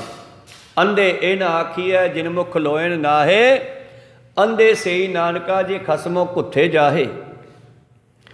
ਅੰਧਾ ਭੂਲ ਭਇਆ ਜਮ ਜਾਲੇ, ਇਹ ਕਰਮ ਕਾਂਡ ਕਰਨ ਵਾਲਾ ਬੰਦਾ ਭੁੱਲ ਕੇ ਅੰਤ ਨੂੰ ਜਮਾਂ ਦੇ ਜਾਲ ਵਿੱਚ ਫਸ ਜਾਂਦਾ ਹੈ। ਵਸਤ ਪਰਾਈ ਆਪਣੀ ਕਰ ਜਾਣੈ, ਲੋਕਾਂ ਦੀਆਂ ਵਸਤੂਆਂ ਨੂੰ ਆਪਦੀਆਂ ਸਮਝਦਾ, ਬੇਗਾਨੀਆਂ ਚੀਜ਼ਾਂ ਨੂੰ ਆਪਣੀਆਂ ਮੰਨਦਾ। ਹਉ ਮੈਂ ਵਿੱਚ ਦੋ ਘਾਲੇ, ਔਰ ਹੰਕਾਰ ਕਰਦਾ। ਪਰਾਈਆਂ ਵਸਤੂਆਂ ਨੂੰ ਆਪਣੀਆਂ ਮੰਨਦਾ ਤੇ ਹੰਕਾਰ ਕਰਦਾ। ਹਉਮੈ ਵਿੱਚ ਦੋ ਘਾਲੇ, ਨਾਲ ਗੁਰਮੁਖ ਹਉਮੈ ਟੁੱਟੈ, ਤਾਂ ਹਰ ਹਰ ਨਾਮ ਧਿਆਵੈ। ਜਿੰਨਾ ਚਿਰ ਹੰਕਾਰ ਦੀ ਬਿਮਾਰੀ ਨਹੀਂ ਟੁੱਟਦੀ, ਓਨਾ ਚਿਰ ਇਹ ਦਾ ਉਧਾਰ ਹੋ ਹੀ ਨਹੀਂ ਸਕਦਾ। ਪਾਤਸ਼ਾਹ ਕਹਿੰਦੇ ਹਉਮੈ ਦੀਰਘ ਰੋਗ ਹੈ, ਦਾਰੂ ਪੀ ਇਸ ਮਾਹੇ, ਕਿਰਪਾ ਕਰੇ ਜੇ ਆਪਣੀ, ਤਾਂ ਗੁਰ ਕਾ ਸ਼ਬਦ ਕਮਾਹੇ। ਜੇ ਗੁਰੂ ਕਿਰਪਾ ਕਰੇ, ਗੁਰੂ ਦੇ ਸ਼ਬਦ ਨੂੰ ਕਮਾਉਣਾ ਕਰੇ, ਤਾਂ ਇਸ ਦਾ ਹੰਕਾਰ ਦੂਰ ਹੋਵੇ। ਹਉਮੈ ਨਾਵੇ ਨਾਲ ਵਿਰੋਧ ਹੈ, ਦੋਏ ਨਾ ਵਸੈ ਇਕਠਾਏ। ਹੰਕਾਰ ਦਾ ਤੇ ਨਾਮ ਦਾ ਆਪਸ ਵਿੱਚ ਬੜਾ ਹੀ ਵੈਰ ਹੈ। ਜਿੱਥੇ ਹੰਕਾਰ ਆ ਉੱਥੇ ਨਾਮ ਨਹੀਂ ਵਸਦਾ, ਜਿੱਥੇ ਨਾਮ ਵਸ ਗਿਆ ਉੱਥੇ ਹੰਕਾਰ ਨਹੀਂ ਖੜਦਾ। ਹਰਜੂ ਹੰਕਾਰ ਨਾ ਭਾਵੀ, ਵੇਦ ਕੂਕ ਸੁਣਾਵੇ। ਬਾਬਾ ਜੀ ਕਹਿੰਦੇ ਅੱਗੇ, ਨਾਨਕ ਗੁਰਮੁਖ ਹਉਮੈ ਟੁੱਟੈ, ਤਾਂ ਹਰ ਹਰ ਨਾਮ ਧਿਆਵੈ। ਨਾਮ ਜਪੇ ਹੀ ਉਦੋਂ ਜਾਣਾ ਜਦੋਂ ਹੰਕਾਰ ਛੱਡਾਂਗੇ। ਜਿੰਨਾ ਚਿਰ ਹੰਕਾਰ ਹੈ, ਤੇ ਹੰਕਾਰ ਬੜਾ ਹੀ ਸੂਖਮ ਹੋ ਕੇ ਆ ਜਾਂਦਾ ਹੈ। ਕਈ ਵਾਰੀ ਅਸੀਂ ਧਰਮੀ ਹੋ ਕੇ ਵੀ ਅੰਦਰ ਕਿਸੇ ਖੂੰਜੇ ਵਿੱਚ ਹੰਕਾਰ ਲੁਕ ਕੇ ਬਹਿ ਜਾਂਦਾ, ਜਦੋਂ ਸਮਾਂ ਆਉਂਦਾ ਪ੍ਰਗਟ ਹੋ ਜਾਂਦਾ। ਕਹੋ ਸਤਿਨਾਮ ਸ੍ਰੀ। ਧਰਮ ਦਾ ਵੀ ਹੰਕਾਰ ਹੋ ਸਕਦਾ ਹੈ, ਪਦਵੀਆਂ ਦਾ ਵੀ ਹੰਕਾਰ ਹੋ ਸਕਦਾ ਹੈ, ਕੁਰਸੀ ਦਾ ਵੀ ਹੋ ਸਕਦਾ ਹੈ, ਤਿਆਗ ਦਾ ਵੀ ਹੰਕਾਰ ਹੋ ਸਕਦਾ। ਵੇਖੋ ਜੀ, ਮੈਂ ਵਿਆਹ ਨਹੀਂ ਕਰਾਇਆ ਗਿਆ, ਦੇਖੋ ਮੈਂ ਗ੍ਰਸਤੀ ਜੀਵਨ ਤੋਂ ਬਿਨਾਂ ਹੀ ਟਾਈਮ ਟਪਾ ਰਿਹਾ, ਇਹਦਾ ਵੀ ਹੰਕਾਰ ਹੋ ਗਿਆ। ਇਸ ਕਰਕੇ ਤਿਆਗ ਦਾ ਵੀ ਤਿਆਗ ਕਰਨਾ ਪੈਂਦਾ। ਕੋਈ ਬਹੁਤ ਵੱਡੇ ਲੰਗਰ ਲਾਉਂਦਾ, ਦਾਨ ਪੁੰਨ ਕਰਦਾ, ਕੰਮ ਤਾਂ ਧਰਮ ਦਾ ਹੈ, ਲੋੜਵੰਦਾਂ ਦੀ ਮਦਦ ਕਰਦਾ, ਪਰ ਜੇ ਉਹਨੇ ਹੰਕਾਰ ਕਰ ਲਿਆ, ਨਿਫਲ ਹੋ ਗਿਆ। ਕੋਈ ਸਤਿਨਾਮ ਸੀ ਮੈਂ ਕਰਦਾ। ਇਸ ਕਰਕੇ ਮੇਰੇ ਪ੍ਰੀਤਮ ਜੀ ਕਹਿੰਦੇ, ਭਲਿਓ ਇਹ ਬਹੁਤ ਔਖਾ ਕੰਮ ਹੈ, ਕੋਈ ਸੌਖਾ ਜਿਹਾ ਨਹੀਂ ਹੈ। ਇਹਨਾਂ ਕਰਮ ਕਾਂਡਾਂ ਨੂੰ ਛੱਡ ਕੇ ਗਿਆਨ ਤੋਂ ਕੰਮ ਲਓ। ਮੈਂ ਜਿਹੜਾ ਹਾਂ, ਮੈਂ ਇਹਨਾਂ ਚੀਜ਼ਾਂ ਵਿੱਚ ਨਹੀਂ ਫਸਿਆ। ਬਾਬਾ ਨਾਨਕ ਜੀ ਕਹਿੰਦੇ, ਨਾ ਹੋ ਨਾ ਮੈਂ ਨਾ ਹੋ ਹੋਵਾਂ, ਨਾਨਕ ਸ਼ਬਦ ਵਿਚਾਰ। ਮੈਂ ਤਾਂ ਸ਼ਬਦ ਦੀ ਵਿਚਾਰ ਦੇ ਨਾਲ ਚੱਲਦਾ ਹਾਂ। ਸ਼ਬਦ ਕੀ ਕਹਿੰਦਾ ਹੈ? ਜਿਸ ਤਰ੍ਹਾਂ ਮੰਨ ਲਓ ਤੁਸੀਂ ਚੌਂਕ ਦੇ ਵਿੱਚ ਖੜ੍ਹੇ ਹੋ, ਗੋਲ ਚੌਂਕ ਚੱਕਰ 'ਚ, ਉੱਥੋਂ 4 ਰਸਤੇ ਨਿਕਲਦੇ ਹੈ। ਤੁਸੀਂ ਆਪਣੇ ਰਸਤੇ 'ਤੇ ਜਾਣਾ ਹੈ, ਤੁਸੀਂ ਆਪਣੇ ਇਲਾਕੇ ਵੱਲ ਜਾਣਾ ਹੈ। ਉਹਨਾਂ 4 ਰਸਤਿਆਂ 'ਚੋਂ ਇੱਕ ਰਸਤਾ ਚੁਣਨਾ ਪਊਗਾ, ਔਰ ਜਦੋਂ ਰਸਤਾ ਚੁਣੋਗੇ ਫਿਰ ਉਸ ਰਸਤੇ 'ਤੇ ਦੱਸੇ ਮੀਲ ਪੱਥਰ ਦੇ ਮੁਤਾਬਕ ਚੱਲਣਾ ਪਊਗਾ। ਜੇ ਤੁਸੀਂ ਉਹ ਮੀਲ ਪੱਥਰ ਦੇ ਮੁਤਾਬਕ ਚੱਲ ਪਏ ਤੇ ਘਰੇ ਪਹੁੰਚ ਜਾਓਗੇ, ਅਤੇ ਜੇ ਤੁਸੀਂ ਕਹੋ ਵੀ ਤੁਰਨਾ ਤਾਂ ਪਵੇ ਨਾ, ਮੈਂ ਇੱਥੇ ਚੱਕਰ ਖਾਈ ਚੱਲਾਂ, ਤੇ ਕਦੇ ਵੀ ਨਹੀਂ ਪਹੁੰਚਦੇ। ਕਹੋ ਸਤਿਨਾਮ ਸ੍ਰੀ। ਮਾਰਗ ਦਰਸ਼ਨ ਲੈਣਾ ਇਸੇ ਕਰਕੇ ਜ਼ਰੂਰਤ ਹੈ ਗੁਰੂ ਤੋਂ। ਸਤਿਗੁਰੂ ਪਾਤਸ਼ਾਹ ਜੀ ਕਹਿੰਦੇ, ਜਿੰਨਾ ਚਿਰ ਤੂੰ ਸ਼ਬਦ ਦੀ ਵਿਚਾਰ ਨਹੀਂ ਕਰਦਾ, ਆਪਣੇ ਘਰੇ ਨਹੀਂ ਜਾ ਸਕਦਾ। ਅੱਗੇ ਚੱਲੀਏ। ਬਾਬਾ ਜੀ ਕਹਿੰਦੇ ਇਹ ਮੰਦਾ ਮਨੁੱਖ ਜਮਾਂ ਦੇ ਜਾਲ ਵਿੱਚ ਤਾਈਓ ਫਸਿਆ ਹੈ। ਵਸਤ ਪਰਾਈ ਆਪਣੀ ਕਰ ਜਾਣੈ, ਪਰਾਈਆਂ ਵਸਤੂਆਂ ਨੂੰ ਆਪਣੀਆਂ ਸਮਝਦਾ, ਕਬਜ਼ਾ ਕਰਨਾ ਚਾਹੁੰਦਾ, ਧੱਕੇ ਨਾਲ ਧੋਖੇ ਨਾਲ ਪ੍ਰਾਪਤ ਕਰਨਾ ਚਾਹੁੰਦਾ ਹੈ। ਹਉਮੈ ਵਿੱਚ ਦੁੱਖ ਘਾਲੈ ਤੇ ਹੰਕਾਰ ਦੇ ਵਿੱਚ ਦੁਖੀ ਹੁੰਦਾ ਹੈ। ਨਾਨਕ ਗੁਰਮੁਖ ਹਉਮੈ ਟੁੱਟੈ ਤਾਂ ਹਰ ਹਰ ਨਾਮ ਧਿਆਵੈ। ਗੁਰੂ ਵਾਲਾ ਬਣੇ, ਗੁਰੂ ਨੂੰ ਪੁੱਛੇ, ਆਪਣਾ ਹੰਕਾਰ ਛੱਡੇ ਤੇ ਹਰੀ ਦਾ ਨਾਮ ਜਪੇ। ਨਾਮ ਜਪੈ ਨਾ ਮੋਇਆ ਰਾਧੈ। ਨਿਤਨੇਮ ਆਪਾਂ ਨਿਤਨੇਮ ਕਰਦੇ ਹਾਂ, ਰੋਜ਼ਾਨਾ ਨਿਤਨੇਮ ਨੂੰ ਆਪਾਂ ਰਿਪੀਟ ਕਰਦੇ ਹਾਂ, ਉਚਾਰਨ ਕਰਦੇ ਹਾਂ। ਰੋਜ਼ ਕਰਨ ਦਾ ਕੀ ਮਤਲਬ ਹੈ? ਖਾਣਾ ਪੂਰਤੀ ਹੈ? ਨਹੀਂ। ਨਿਤਨੇਮ ਰੋਜ਼ਾਨਾ ਤੜਕੇ ਉੱਠ ਕੇ ਪੜ੍ਹਨ ਦਾ ਮਤਲਬ ਹੈ ਕਿ ਜਿਹੜੀਆਂ ਗੁਰੂ ਨੇ ਗੱਲਾਂ ਕਹੀਆਂ ਮੈਂ ਤੜਕੇ ਯਾਦ ਕਰਨਾ, ਸਾਰਾ ਦਿਨ ਇਹਨਾਂ ਮੁਤਾਬਕ ਚੱਲਣਾ ਹੈ। ਕਹੋ ਸਤਨਾਮ ਸਿੰਘ। ਸਾਰਾ ਦਿਨ ਜਿਵੇਂ ਉਹ ਕਹਿੰਦਾ ਆਨੰਦ ਸਾਹਿਬ, ਜਿਵੇਂ ਕਹਿੰਦੀ ਹੈ ਜਪਜੀ ਸਾਹਿਬ, ਜਿਵੇਂ ਕਹਿੰਦਾ ਜਾਪ ਸਾਹਿਬ, ਜਿਵੇਂ ਕਹਿੰਦਾ ਚੌਪਈ, ਜਿਵੇਂ ਸਵਈਏ ਕਹਿੰਦੇ ਇਹਨਾਂ, ਮੈਂ ਤੜਕੇ ਉੱਠ ਕੇ ਇੱਕ ਵਾਰੀ ਯਾਦ ਕਰਨਾ, ਨਿਗਾਹ ਫੇਰਨਾ। ਆ ਬੱਚੇ ਪੇਪਰ ਦੇਣ ਜਾਂਦੇ ਆ ਨਾ, ਜਿੱਦਣ ਪੇਪਰ ਹੁੰਦਾ ਤੜਕੇ ਤੜਕੇ ਕਿਤਾਬਾਂ 'ਤੇ ਫਿਰ ਨਿਗਾਹ ਮਾਰਦੇ ਆ ਮਾੜੀ ਜੀ, ਕਿਤੇ ਉੱਥੇ ਜਾ ਕੇ ਭੁੱਲ ਨਾ ਜਾਈਏ, ਕੋਈ ਨਿਗਾਹ ਮਾਰ ਲਈਏ। ਕਹੋ ਸਤਨਾਮ। ਇਸ ਕਰਕੇ ਤੜਕੇ ਉੱਠ ਕੇ ਨਿਤਨੇਮ 'ਤੇ ਨਿਗਾਹ ਮਾਰਨੀ, ਭਾਵ ਸਾਰਾ ਦਿਨ ਉਹਦੇ ਮੁਤਾਬਕ ਚੱਲਣਾ। ਨਿਤਨੇਮ ਖਾਨਾ ਪੂਰਤੀ ਨਹੀਂ, ਕਰਮਕਾਂਡ ਨਹੀਂ ਹੈਗਾ। ਜ਼ਿੰਦਗੀ ਨਿਤਨੇਮ ਦੇ ਮੁਤਾਬਕ ਚੱਲਣੀ ਆ ਤਾਂ ਤੇ ਇਹ ਨਿਤ ਕਰਨ ਵਾਲਾ ਕੰਮ ਹੈ। ਨੇਮ ਦਾ ਮਤਲਬ ਨੇਮ ਨਾਲ ਰੋਜ਼ਾਨਾ ਕਰਨ ਵਾਲਾ ਕਾਰਜ ਹੈ। ਪ੍ਰੀਤਮ ਜੀ ਕਹਿੰਦੇ ਨਾਨਕ ਗੁਰਮੁਖ ਹਉਮੈ ਟੁੱਟੈ ਤਾਂ ਹਰ ਹਰ ਨਾਮ ਧਿਆਵੈ। ਨਾਮ ਜਪੈ ਨਾ ਮੋਇਆ ਰਾਧੈ, ਨਾਮੇ ਸੁਖ ਸਮਾਵੈ। ਨਾਮ ਜਪਦਿਆਂ ਹੋਇਆਂ ਨਾਮ ਨੂੰ ਅਰਾਧਨਾ ਯਾਦ ਕਰਨਾ। ਇੱਕ ਇੱਥੇ ਬੈਠੇ ਜਪ ਰਹੇ ਹਾਂ, ਪੋਥੀ ਲੈ ਕੇ, ਗੁਟਕਾ ਲੈ ਕੇ। ਅਰਾਧਨਾ ਹੈ ਜਦੋਂ ਅਸੀਂ ਜ਼ਿੰਦਗੀ ਵਿੱਚ ਵਿਚਰਦੇ ਹਾਂ ਸਾਰਾ ਦਿਨ 24 ਘੰਟੇ, ਉਦੋਂ ਉਹਨੂੰ ਫਿਰ ਯਾਦ ਕਰਨਾ। ਜਿਵੇਂ ਕੌਡੇ ਰਾਖਸ਼ ਦੀ ਗੱਲ, ਆਪਣਾ ਭੂਮੀਏ ਚੋਰ ਦੀ ਗੱਲ ਯਾਦ ਕਰ ਲਓ। ਭੂਮੀਏ ਚੋਰ ਨੇ ਉਹਨੂੰ ਨੇਮ ਦਿੱਤਾ, ਬਾਬੇ ਨਾਨਕ ਜੀ ਨੇ ਭੂਮੀਏ ਚੋਰ ਨੂੰ, ਬਈ ਆਹ 3 ਕੰਮ ਨਾ ਕਰੀ, ਚੱਲ ਚੋਰੀ ਕਰ ਲਿਆ ਕਰ ਯਾਰ। ਪਹਿਲਾਂ ਉਹਨੂੰ ਕਿਹਾ ਵੀ ਚੋਰੀ ਨਾ ਕਰ, ਮਾੜੀ ਗੱਲ ਹੈ। ਉਹ ਕਹਿੰਦਾ ਸੱਚੀ ਗੱਲ ਹੈ ਜੀ, ਚੋਰੀ ਨਹੀਂ ਛੁੱਟਣੀ, ਆਦਤ ਪੈ ਗਈ ਆ। ਕਹੋ ਸਤਨਾਮ ਸੀ। ਚੱਲ ਕਹਿੰਦੇ ਫਿਰ ਆਹ 3 ਕੰਮ ਨਾ ਕਰੀ। ਕਿਹੜੇ ਜੀ? ਇੱਕ ਤਾਂ ਝੂਠ ਨਾ ਬੋਲੀ, ਇਹ ਗਰੀਬ ਮਾਰ ਨਾ ਕਰੀ, ਤੇ ਇੱਕ ਤੂੰ ਨੂਣ ਖਾ ਕੇ ਹਰਾਮ ਨਾ ਕਰੀ। ਹੁਣ ਜਦੋਂ ਚੋਰੀ ਦਾ ਮਾਲ ਮੁੱਕ ਗਿਆ, ਘਰੇ ਖਾਣ ਪੀਣ ਨੂੰ ਸਮਾਨ ਹੈ ਨਹੀਂ, ਤੇ ਚੱਲਿਆ ਚੋਰੀ ਕਰਨ, ਤੇ ਪਹਿਲਾਂ ਉੱਠ ਕੇ ਬਾਬੇ ਦੇ ਬਚਨ ਪੜ੍ਹਦਾ ਤਿੰਨੇ, ਗਰੀਬ ਮਾਰ ਨਾ ਕਰੀ, ਨੂਣ ਹਰਾਮ ਨਹੀਂ ਕਰਨਾ, ਝੂਠ ਨਹੀਂ ਬੋਲਣਾ। ਗਰੀਬ ਮਾਰ ਨਹੀਂ ਕਰਨੀ, ਫਿਰ ਆਪਾਂ ਰਾਜੇ ਦੇ ਕਰ ਲੈਂਦੇ ਹਾਂ। ਰਾਜਾ ਕੋਈ ਗਰੀਬ ਥੋੜ੍ਹਾ ਹੀ ਆ। ਰਾਜੇ ਦੀ ਚੋਰੀ ਕਰਨ ਚਲਿਆ ਗਿਆ, ਅੱਗੇ ਪਹਿਰੇਦਾਰ ਖੜ੍ਹੇ ਆ। ਪਹਿਰੇਦਾਰ ਪੁੱਛਦੇ ਕੌਣ ਹੈ ਤੂੰ? ਫਿਰ ਬਾਬੇ ਦੇ ਬਚਨ ਯਾਦ ਕਰਦਾ, ਉੱਥੇ ਕਾਪੀ 'ਤੇ ਲਿਖਿਆ, ਤਾਂ ਕੋਲੇ ਕਾਪੀ ਤਾਂ ਹੈ ਨਹੀਂ, ਪਰ ਦਿਮਾਗ 'ਚ ਵਸਾ ਲਈ ਗੱਲ ਯਾਦ ਆਉਂਦੀ ਹੈ। ਬਾਬਾ ਕਹਿੰਦਾ ਝੂਠ ਨਹੀਂ ਬੋਲਣਾ। ਚਲ ਆਪਾਂ ਨਹੀਂ ਝੂਠ ਬੋਲਦੇ। ਉਹ ਕਹਿੰਦਾ ਮੈਂ ਚੋਰ ਆ। ਨਹੀਂ ਨਹੀਂ ਭਾਈ ਸਾਹਿਬ, ਤੁਸੀਂ ਤਾਂ ਸੁੱਟੜ ਬੁੱਟੜ ਕੱਪੜੇ ਪਾਏ ਆ, ਕਿਉਂਕਿ ਉਹੋ ਜਿਹਾ ਭੇਸ ਚੋਰ ਧਾਰ ਲੈਂਦੇ ਆ ਜਿਹੋ ਜਿਹਾ ਥਾਂ ਹੁੰਦਾ, ਜਿੱਥੇ ਜਾਣਾ ਹੁੰਦਾ। ਵਧੀਆ ਕੱਪੜੇ ਪਾ ਗਿਆ, ਟੌਰ ਕੱਢ ਕੇ ਚਲਿਆ ਗਿਆ, ਔਰ ਪਹਿਰੇਦਾਰਾਂ ਕੋਲ ਟੱਪਣ ਲੱਗਿਆ। ਉਹ ਕਹਿੰਦੇ ਕੌਣ ਤੂੰ ਓਏ? ਫਿਰ ਦਿਮਾਗ ਦੇ ਵਿੱਚ ਗਿਆ ਧਿਆਨ, ਬਾਬਾ ਕਹਿੰਦਾ ਝੂਠ ਨਹੀਂ ਬੋਲਣਾ। ਕਹਿੰਦਾ ਮੈਂ ਚੋਰ ਹਾਂ, ਹੋਰ ਕੌਣ? ਨਹੀਂ ਨਹੀਂ ਭਾਈ, ਸਾਡਾ ਸੁਭਾਅ ਹੀ ਆ ਭਾਰਤੀ ਲੋਕਾਂ ਦਾ, ਸੱਚ ਨੂੰ ਝੂਠ ਤੇ ਝੂਠ ਨੂੰ ਸੱਚ ਮੰਨ ਲੈਂਦੇ ਹਾਂ ਕਈ ਵਾਰੀ। ਉਹ ਕਹਿੰਦਾ ਨਹੀਂ ਨਹੀਂ ਭਾਈ ਸਾਹਿਬ, ਅਸੀਂ ਵੈਸੇ ਪੁੱਛਿਆ, ਸਾਡੀ ਡਿਊਟੀ ਆ, ਲੱਗਦਾ ਤਾਂ ਨਹੀਂ ਚੋਰ ਤੂੰ। ਕਹਿੰਦਾ ਵੇਖ ਲਓ ਭਾਈ। ਕਹਿੰਦੇ ਜਾਓ ਜੀ ਜਾਓ ਜਾਓ। ਟਪਾਤਾ, ਅੰਦਰ ਟੱਪਿਆ, ਚੋਰੀ ਕੀਤੀ, ਖਜ਼ਾਨਾ ਭੰਨਿਆ, ਖੋਲ੍ਹਿਆ, ਜਿਵੇਂ ਵੀ ਖੜਕਾ ਨਹੀਂ ਕੀਤਾ ਉਸਨੇ। ਪੰਡ ਬੰਨ੍ਹ ਲਈ, ਪੰਡ ਬੰਨ੍ਹ ਕੇ ਰੱਖ ਲਈ ਸਮਾਨ ਦੀ। ਤੁਰਨ ਲੱਗਿਆ, ਤੁਰਦਿਆਂ ਤੁਰਦਿਆਂ ਕਿਤੇ ਖਾਣੇ ਵਾਲੇ ਮੇਜ਼ 'ਤੇ ਹੱਥ ਵੱਜ ਗਿਆ, ਔਰ ਉੱਥੇ ਬਰਤਨ ਪਿਆ ਸੀ ਲੂਣ ਵਾਲਾ, ਪਲੇਟ ਵਗੈਰਾ ਕੋਈ। ਉਹ ਭੁਰਭਰੀ ਚੀਜ਼ ਕੋਈ ਉਂਗਲਾਂ ਨੂੰ ਲੱਗ ਗਈ, ਉਹ ਯਾਦ ਨਾ ਰਿਹਾ, ਉਂਗਲ ਮੂੰਹ ਨੂੰ ਲੱਗ ਗਈ। ਕਹੋ ਸਤਨਾਮ ਸੀ। ਉਹ ਨੂਣ ਖਾਧਾ ਗਿਆ। ਫਿਰ ਯਾਦ ਆਇਆ, ਉਹ ਚਾਹ ਬਾਬੇ ਨੇ ਕਿਹਾ ਸੀ ਨੂਣ ਨਹੀਂ ਖਾਣਾ, ਨੂਣ ਖਾ ਕੇ ਹਰਾਮ ਨਹੀਂ ਕਰਨਾ। ਇਹ ਤਾਂ ਹਰਾਮ ਕਰ ਰਿਹਾ ਮੈਂ, ਇਹਨਾਂ ਦਾ ਨੂਣ ਖਾ ਲਿਆ, ਮੈਂ ਤਾਂ ਚੋਰੀ ਇਹਨਾਂ ਦੀ ਕਰ ਰਿਹਾ, ਅਤੇ ਚੋਰੀ ਦਾ ਮਾਲ ਛੱਡ ਕੇ ਨਿਕਲ ਗਿਆ। ਕੋਈ ਸਤਨਾਮ ਸ੍ਰੀ।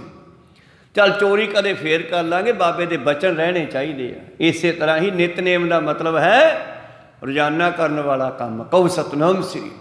ਜ਼ਿੰਦਗੀ ਅੱਜ 24 ਘੰਟਿਆਂ ਵਿੱਚ ਕਿਵੇਂ ਬਤੀਤ ਕਰਨੀ ਹੈ। ਅਖੀਰ ਪਹਿਲੀ ਚੋਰੀ ਦੇ ਵਿੱਚ ਹੀ ਉਹ ਭੂਮੀਆ ਚੋਰ ਗੱਲ ਮੰਨ ਕੇ ਚੱਲਿਆ ਬਾਬੇ ਨਾਨਕ ਦੀ, ਤਾਂ ਰਾਜੇ ਦਾ ਵਜ਼ੀਰ ਬਣ ਗਿਆ, ਮੁੜ ਕੇ ਚੋਰੀ ਕਰਨ ਦੀ ਲੋੜ ਨਹੀਂ ਪਈ ਉਹਨੂੰ। ਇਸ ਕਰਕੇ ਬਾਬਾ ਜੀ ਕਹਿੰਦੇ ਹਉ ਮੈਂ ਟੁੱਟੈ ਤਾਂ ਹਰ ਹਰ ਨਾਮ ਤੇ ਆਵੈ, ਨਾਮ ਜਪੇ ਨਾਮੋ ਅਰਾਧੇ, ਨਾਮੇ ਸੁਖ ਸਮਾਵੈ। ਜੇ ਨਾਮ ਨੂੰ ਰੋਜ਼ਾਨਾ ਜਪੇ ਫਿਰ ਬਹਿੰਦੀਆਂ ਉੱਠਦਿਆਂ ਹਰ ਨਾਮ ਤੇ ਆਵੈ, ਉਦੋਂ ਵੀ ਦਿਮਾਗ ਦੇ ਵਿੱਚ ਯਾਦ ਰੱਖੇ। ਅਖੀਰ ਨਾਮ ਜਪਦਾ ਜਪਦਾ ਨਾਮ ਦੇ ਵਿੱਚ ਮਿਲ ਕੇ ਸੁੱਖ ਵਿੱਚ ਸਮਾ ਜਾਂਦਾ ਹੈ। ਅਕਾਲ ਪੁਰਖ ਨੇ ਕਿਰਪਾ ਕੀਤੀ, ਸਾਡੀ ਸਾਜਨਾ ਕੀਤੀ। ਅੱਗੇ ਪੌੜੀ ਵਿੱਚ ਦੱਸਦੇ ਹਨ, ਪੌੜੀ ਤੇ ਪੌੜੀ ਇੱਕੋ ਹੀ ਮਤਲਬ ਹੈ, ਇਹਦਾ ਕੋਈ ਫਰਕ ਨਹੀਂ ਹੈ। ਇੱਥੇ ਪਾਤਸ਼ਾਹ ਨੇ ਪੌੜੀ ਸ਼ਬਦ ਲਿਖਿਆ, ਕਾਇਆ ਹੰਸ ਸੰਜੋਗ ਮੇਲ ਮਿਲਾਇਆ। ਪਰਮੇਸ਼ਰ ਨੇ ਸਾਡੀ ਰੂਹ ਤੇ ਸਾਡਾ ਸਰੀਰ, ਇਹਨਾਂ ਦੋਨਾਂ ਨੂੰ ਇਕੱਠੇ ਕੀਤਾ ਹੈ। ਜੀਵਾਤਮਾ ਤੇ ਦੇਹੀ। ਜੀਵਾਤਮਾ ਨੂੰ ਇੱਥੇ ਹੰਸ ਕਿਹਾ ਤੇ ਦੇਹੀ ਨੂੰ ਕਾਇਆ ਕਿਹਾ। ਇਹ ਸੰਯੋਗ ਹੈ ਦੋਨਾਂ ਦਾ ਮਿਲਣਾ, ਕਿਉਂਕਿ ਜੀਵਾਤਮਾ ਤਾਂ ਆਪਣੇ ਸਾਰਿਆਂ 'ਚ ਇੱਕੋ ਹੀ ਆ। ਕੁੱਤਿਆਂ 'ਚ ਵੀ ਉਹੀ ਆ, ਪਸ਼ੂਆਂ 'ਚ ਵੀ ਉਹੀ ਆ, ਸੂਰਾਂ 'ਚ ਵੀ ਉਹੀ ਆ, ਬੰਦਿਆਂ 'ਚ ਵੀ ਉਹੀ ਆ, ਕੀੜੀਆਂ 'ਚ ਵੀ ਉਹੀ ਆ, ਹਾਥੀਆਂ ਵਿੱਚ ਵੀ ਉਹੀ ਆ। ਪਰ ਇਹਨਾਂ ਦਾ ਜਿਹੜਾ ਸਰੀਰ ਪ੍ਰਾਪਤ ਹੋਣਾ ਰੂਹਾਂ ਨੂੰ, ਉਹ ਸੰਯੋਗ ਹੁੰਦਾ ਉਹਦੇ ਆਖਰੀ ਫੁਰਨੇ ਨੂੰ ਪੂਰਾ ਕਰਦਾ ਹੋਇਆ। ਕਿਹੜਾ ਸਰੀਰ ਦਿੱਤਾ ਜਾਵੇ ਇਹਨੂੰ? ਅੰਤ ਕਾਲ ਜੇ ਲੜਕੇ ਸਿਮਰੇ, ਐਸੀ ਚਿੰਤਾ ਮੈਂ ਜੇ ਮਰੇ, ਸੋਕਰ ਜੋਨ ਵੱਲ ਵੱਲ ਉਤਰੇ। ਇਹ ਸੰਯੋਗ ਸੀਗਾ। ਸਾਡੀ ਰੂਹ ਨੇ ਪਰਮੇਸ਼ਰ ਨੂੰ ਮਿਲਣ ਦੀ ਸੋਚ ਕੀਤੀ ਹੋਣੀ ਹੈ, ਸਾਨੂੰ ਮਨੁੱਖ ਬਣਾਤਾ ਉਹਨੇ। ਕਹੋ ਸਤਨਾਮ, ਕਿਤੇ ਫੁਰਨਾ ਬਣਿਆ ਹੋਣਾ ਵੀ ਮਹਾਰਾਜ ਤੈਨੂੰ ਮਿਲਣਾ ਹੁਣ। ਕਹਿੰਦੇ ਫਿਰ ਬੰਦਾ ਬਣ ਕੇ ਗੁਰੂ ਵਾਲਾ ਬਣ। ਬੰਦਾ ਤਾਂ ਬਣ ਗਿਆ, ਗੁਰੂ ਵਾਲਾ ਬਣਨ ਨੂੰ ਤਿਆਰ ਨਹੀਂ। ਉਹ ਕੰਮ ਫਿਰ ਅਧੂਰਾ ਰੱਖ ਲਿਆ। ਕਾਇਆ ਹੰਸ ਸੰਯੋਗ ਮੇਲ ਮਿਲਾਇਆ। ਪਰਮੇਸ਼ਰ ਨੇ ਪਰਾਲਭ ਦੇ ਮੁਤਾਬਕ ਦੇਹ ਦੇ ਵਿੱਚ ਜੀਵ ਆਤਮਾ ਦਾ ਭੇਜਣਾ ਕੀਤਾ, ਤੇ ਜਿੰਨਾ ਸਮਾਂ ਸਾਨੂੰ ਦਿੱਤਾ ਗਿਆ, ਜਿੰਨੇ ਸਾਲ ਸਾਨੂੰ ਦਿੱਤੇ ਗਏ, ਉਹ ਆਪਾਂ ਬਤੀਤ ਕੀਤੇ। ਤਿਨ ਹੀ ਕੀਆ ਵਿਜੋਗ ਜਿਨ ਉਪਾਇਆ। ਜਿਹਨੇ ਪੈਦਾ ਕੀਤਾ ਉਹਨੇ ਇੱਕ ਦਿਨ ਇਹ ਸਰੀਰਾਂ ਦੇ ਵਿੱਚੋਂ ਕੱਢ ਦਿੱਤਾ, ਮਾਰ ਦਿੱਤਾ, ਭਾਵ ਆਤਮਾ ਨੂੰ ਆਜ਼ਾਦ ਕਰ ਦਿੱਤਾ। ਇਹਦੇ ਵਿੱਚੋਂ ਨਿਕਲ ਗਈ ਆਤਮਾ।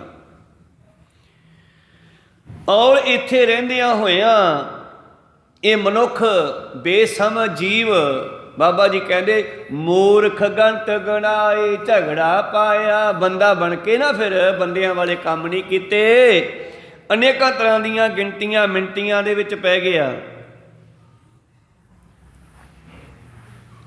ਸਤਿਗੁਰੂ ਪਾਤਸ਼ਾਹ ਜੀ ਬਖਸ਼ਿਸ਼ ਕਰਦੇ ਹਨ, ਮੂਰਖ ਭੋਗੈ ਭੋਗ ਦੁੱਖ ਸਵਾਇਆ। ਬੰਦਾ ਬਣ ਕੇ ਐਸ਼ੋ ਇਸ਼ਰ ਦੇ ਭੋਗਾਂ ਵਿੱਚ ਪੈ ਗਿਆ।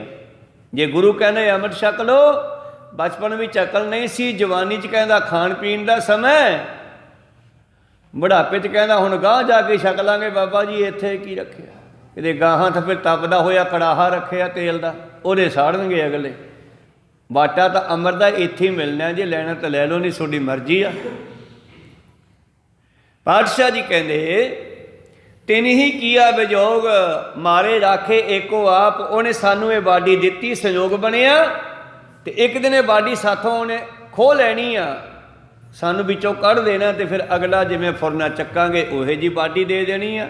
ਜੇ ਤੂੰ ਬੱਚੇ ਪਾਲਨੇ ਆ, ਸੂਰ ਬਣ ਜਾ, ਉਹਦੇ 18-20 ਹੁੰਦੇ ਆ, ਚੀਂ ਕਰਦੇ ਮਗਰ ਮਗਰ ਫਿਰਨਗੇ। ਮੈਂ ਇੱਕ ਦਿਨ ਵੇਖਿਆ ਕਸੂਰੀ ਨੂੰ, ਉਹਦੇ 15-20 ਬੱਚੇ ਤੇ ਉਹਦੀ ਢੂਈ ਤੇ ਬੈਠੇ ਆ ਸਾਰੇ, ਤੇ ਉਹ ਤੁਰੀ ਜਾ ਰਹੀ ਹੈ ਵਿਚਾਰੀ ਉਹਦੇ ਭਾਰਾਂ ਨੂੰ ਚੱਕ ਕੇ। ਤੋ ਬੰਦਾ ਜਿਹੋ ਜਿਹਾ ਫੁਰਨਾ ਬਣਾਉਂਦਾ, ਫਿਰ ਉਹੋ ਜਿਹਾ ਫੁਰਨਾ ਪੂਰਾ ਕਰਨ ਵਾਸਤੇ ਉਹਨੂੰ ਉਹੋ ਜਿਹੀ ਬਾਡੀ, ਉਹੋ ਜਿਹਾ ਸਰੀਰ ਦਿੱਤਾ ਜਾਂਦਾ। ਮੂਰਖ ਭੋਗੈ ਭੋਗ ਦੁੱਖ ਸਵਾਇਆ, ਸੁੱਖੋਂ ਉੱਠੇ ਰੋਗ ਪਾਪ ਕਮਾਇਆ। ਇਸ ਤਰ੍ਹਾਂ ਭੋਗਾਂ ਤੋਂ ਦੁੱਖ ਪੈਦਾ ਹੋ ਗਿਆ। ਭੋਗੰਗ ਤੇ ਰੋਗੰਗ, ਭੋਗਾਂ ਤੋਂ ਦੁੱਖ ਪੈਦਾ ਹੁੰਦੇ ਆ। ਕੋਈ ਮਾੜੀ ਚੀਜ਼ ਖਾਧੀ ਗਈ, ਅੰਦਰ ਬਿਮਾਰੀ ਪੈਦਾ ਹੋ ਗਈ। ਮਾੜਾ ਖਾਣਾ ਖਾਧਾ ਗਿਆ, ਕਿਤੇ ਕਿਸੇ ਨੇ ਮਾੜਾ ਖਵਾ ਦਿੱਤਾ, ਅੰਦਰ ਦੁੱਖ ਪੈਦਾ ਹੋ ਗਏ, ਰੋਗ ਪੈਦਾ ਹੋ ਗਏ। ਸੁੱਖੋਂ ਉੱਠੇ ਰੋਗ ਪਾਪ ਕਮਾਇਆ। ਸੁੱਖਾਂ ਨੂੰ ਪ੍ਰਾਪਤ ਕਰਨ ਵਾਸਤੇ ਬੰਦਾ ਠੱਗੀਆਂ ਮਾਰਦਾ, ਚੋਰੀਆਂ ਕਰਦਾ, ਡਾਕੇ ਮਾਰਦਾ ਹੈ। ਮੇਰੇ ਕੋਲੇ ਪੈਸੇ ਹੋਣਗੇ, ਫਿਰ ਵੱਡੀ ਕਾਰ ਲਵਾਂਗੇ, ਵੱਡੀ ਕੋਠੀ ਪਾਵਾਂਗੇ, ਬੱਚੇ ਸੁਖੀ ਹੋ ਜਾਣਗੇ, ਮੈਂ ਸੁਖੀ ਹੋਊਂਗਾ, AC ਲਾ ਲਾਂਗੇ, ਹੀਟਰ ਲਾ ਲਾਂਗੇ, ਬੰਦਾ ਵਗੈਰਾ ਵਗੈਰਾ। इन्हां सुखां नूं प्राप्त करन वास्ते हुण जे तां करीए ना दसां नौहां दी किरत, फिर तां टाइम ही टप्पूगा, फिर तां टाइम ही पास होऊगा, 2 वेले दी रोटी बन जूगी। पर जे कोई कहे कि जिवें आ गवांढियां दी कोठी है 3 मंजिली बहुत वड्डी, ते मैं भी इहो जी बनाउणी आ, ते इहो जी कार, ते इहो जिहा समान, फिर बई उन्हां ने रिश्वतां लै लै के बनाई आ।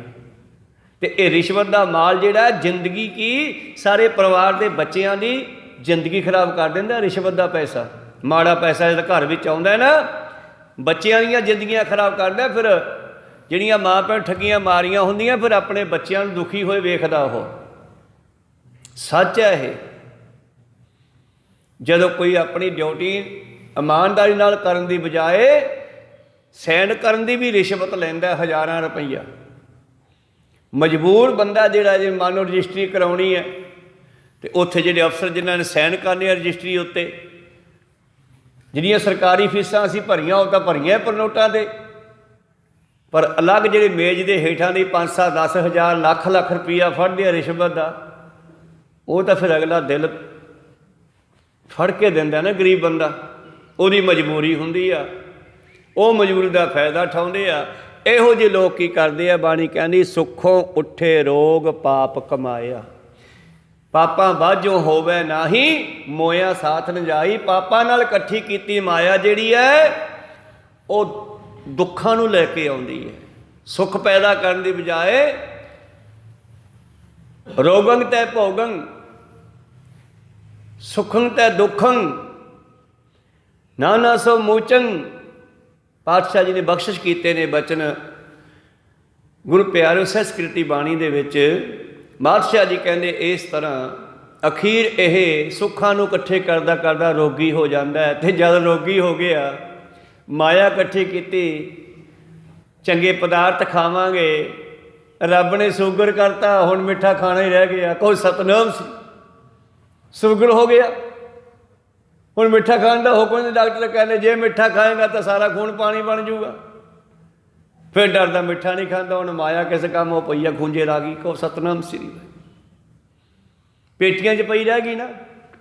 इस करके पाप दे नाल कमाया होया पैसा जिहड़ा वो कदे भी बंदे नूं फलदा नहीं। हरखों सोग विजोग उपाय खपाया, बड़ा खुश सीगा, खुशियां प्राप्त करदा करदा सोगां नूं इकट्ठे करके बह गया करे। दुखां दीयां वस्तुआं इकट्ठियां कर लईआं,